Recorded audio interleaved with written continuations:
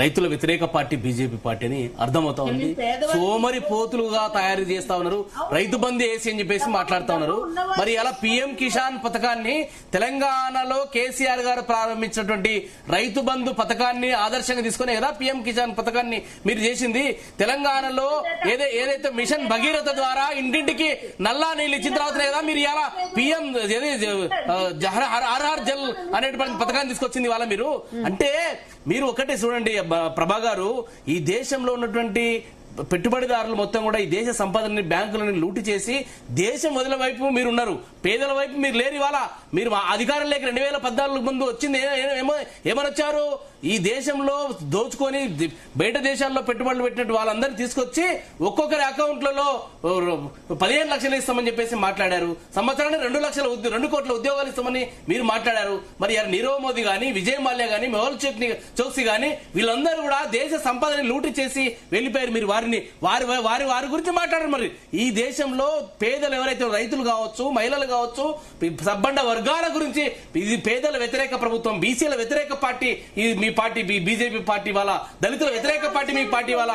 మీరు మాట్లాడితే మీకు మాట్లాడే అర్హత లేదు. ఒకటి. రెండోది, ఈ రాష్ట్రంలో ఇప్పుడు ఒకటి ఆగండి మీరు ఆగండి, మీరు ఒక అందరు ఎదురుగా అట్లా ఉరలాకండి. మీరు ఇప్పుడు హైకోర్టు ఇవాళ ఇచ్చింది ఉచిత పథకాల మీద చాలా ఘాటుగా మాట్లాడింది. సమతుల్యత లోపించింది అనేటువంటి మాట మాట్లాడింది.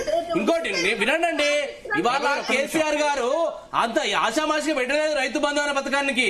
రైతులకు వ్యవసాయ స్త్రీకరణ చేయాలనేటువంటి ఒక బలమైనటువంటి దృఢ లక్ష్యంతో వారు ఈ పథకాన్ని రూపకల్పన చేసి దాని ద్వారానే కదా ఈ రోజు దేశానికి ఒక వెన్నెముకలాగా నిలబడింది తెలంగాణ రైతాంగము. దేశానికి అన్నం పెట్టే స్థాయికి ఎదిగింది కదా ఈ రోజు తెలంగాణ. అది కేసీఆర్ గారు తీసుకున్న చర్యల వల్లనే కదా. మీరు ఏం చేశారని ఇవాళ ఏం చేశారు? మీరు ఏం చేశారు ఇవాళ? జంజీ అడుగుతా ఉంది ఇవాళ మిమ్మల్ని ప్రశ్నిస్తా ఉంది. పార్లమెంటు సజావుగా నడపాలనేటువంటి పరిస్థితి తీసుకొచ్చారంటే ఇవాళ మీరు ఏ రకంగా పేద ప్రజలు, ఈ దేశ ప్రజల వ్యతిరేకత మీరు మూట కట్టుకుంటున్నారో అర్థమవుతా ఉంది. ఇంకోటి, అదే విధంగా ఈరోజు కాంగ్రెస్ పార్టీ, బీజేపీ పార్టీ ఒకవైపు ఆ రకంగా చేస్తుంది, కాంగ్రెస్ పార్టీ ఈ రాష్ట్రంలో మీరు చూడండి, మీరు ఆగండి.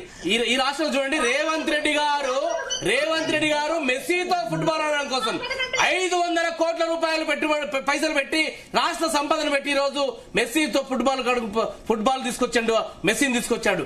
అదే విధంగా దాదాపు 1000 కోట్ల రూపాయలు ఖర్చు పెట్టి ప్రపంచ సుందరి మండల పోటీలు పెట్టాడు.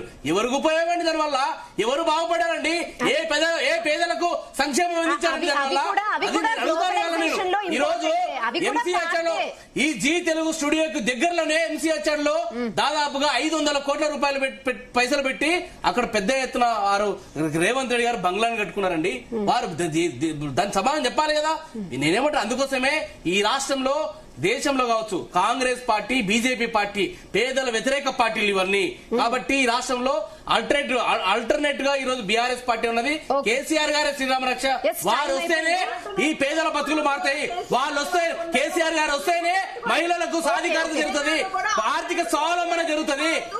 అన్ని రకాల వర్గాల ప్రజలు ఈ రోజు బాగుపడేటువంటి అవకాశం ఉంది. మీరు చూడండి, కాంగ్రెస్ పార్టీ 10,000 కోట్ల రూపాయలు ఇప్పుడు ఫీజు రియంబర్స్మెంట్ పథకాన్ని 10,000 కోట్ల రూపాయలు ఈ రోజు 3 సంవత్సరాల నుంచి పెండింగ్ పెట్టింది కాంగ్రెస్ పార్టీ. అధికారంలోకి వచ్చిన తర్వాత 1 రూపాయి కూడా ఇవ్వలేదు. ఈ రోజు పెన్షన్, రిటైర్ అయినటువంటి ఉద్యోగులకు సంబంధించినటువంటి పెన్షన్ ఇవ్వట్లేదు. పెన్షన్ దారులు ఈ రోజు ఆత్మహత్య చేసుకుంటున్నారండి. ఇప్పుడు 60 సంవత్సరాల పాటు పనిచేసి, ప్రభుత్వానికి పనిచేసి వారు రిటైర్ అయిన తర్వాత వారికి పెన్షన్ ఇవ్వక వారు ఆత్మహత్యలు చేసుకుంటారు.